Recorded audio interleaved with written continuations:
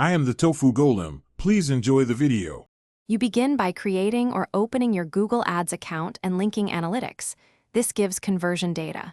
Next, choose one clear campaign goal, sales, leads, or traffic, because a single focus trains the system faster. Once done, set a realistic daily budget and geographic/language targets so spend is controlled. Make sure to enable conversion tracking now. Without it, you'll be guessing. These first steps get the learning phase started and let automated bidding optimize toward your KPI. You now build the campaign. Pick the type that matches intent, search for intent performance max for broad reach. Then structure campaigns simply. One campaign with 2 to 3 tightly themed ad groups, each focused on a small keyword set.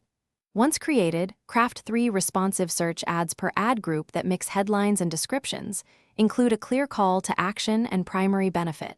Make sure to add extensions, site links, callouts, and structured snippets to increase real estate and CTR. You finish by actively optimizing. Review impressions, CTR, CPC, conversions, and CPA. Check daily during the first week, then weekly. Once data stabilizes, shift to automated bidding like target CPA or max conversions to scale.